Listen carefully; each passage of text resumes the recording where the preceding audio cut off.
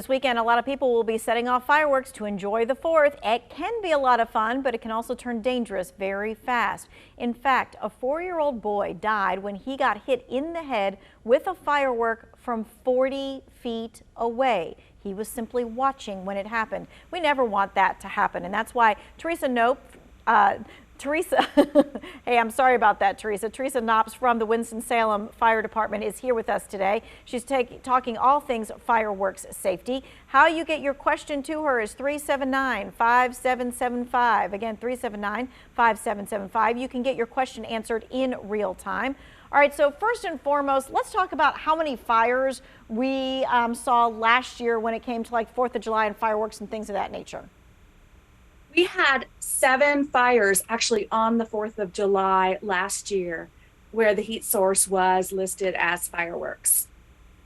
Okay, and so when something like that happens, I mean, fire departments are called, things of that nature, houses can burn down. We've actually seen that happen. Yes.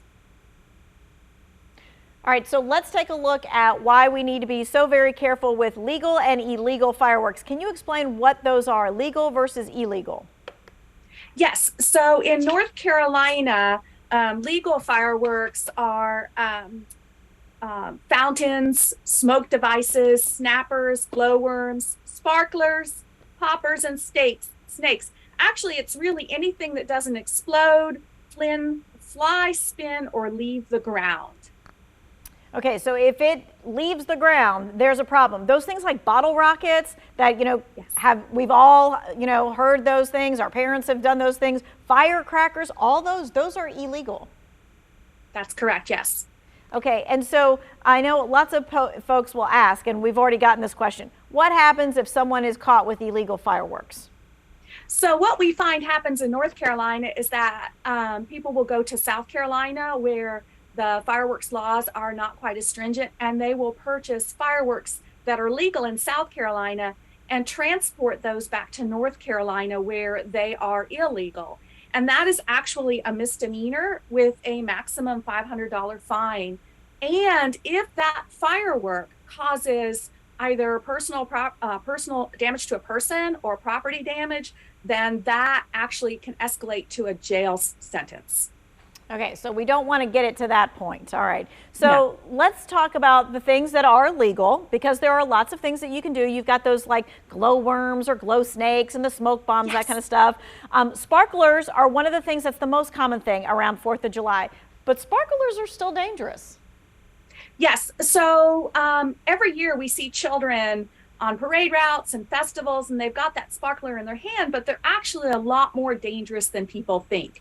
They burn at about 2,000 degrees, which is the same temperature that melts gold.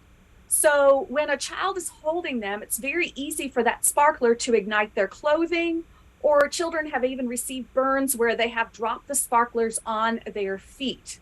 We know that sparklers alone account for more than 25% of emergency room visits, and that children under 5 years of age, sparklers accounted for nearly half of their total estimated injuries. So like you said, Tanya, that's where you can use safer alternatives like glow sticks and colored streamers.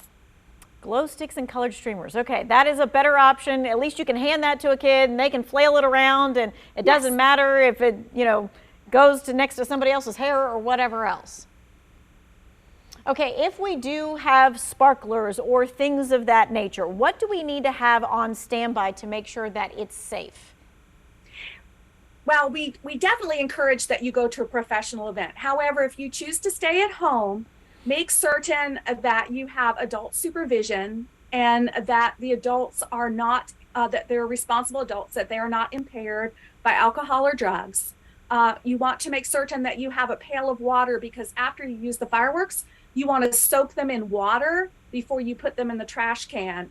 Of the 26 fires that we had in 2020 and 2021, where fireworks were a heat source, 8 of them were caused by fireworks in some type of a receptacle. So you definitely want to soak them. You want to make certain that children stay away from where you are igniting the fireworks. You never want to put your head or any body part over the firework or put it in your hand while you're lighting it. And another thing that we find common is that people will put the fireworks in their pocket while they're getting ready to light one. They've got several in their pocket. And a firework can actually ignite in your pocket from friction. Ooh, okay.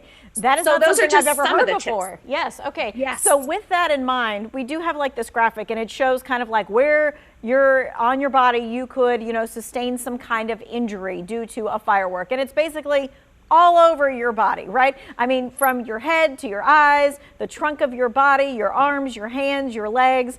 Of course, most common probably would be the head or the eyes, and then the hands right after that. That's correct. So we see a lot of eye injuries. So you definitely want to, if you are going to do fireworks at home, keep up to date on what to do if someone has an eye injury. And then also with the burns, they do happen mostly on the hands and feet. That is correct. And they can be very, very severe burns with lifelong consequences. Okay. And so if we you do just get really burned encourage you to be from yes. a firework, you need to go straight to the ER. Absolutely. You need Okay. to go straight. And if you have injuries to the eye, you need to go straight to the emergency room as well.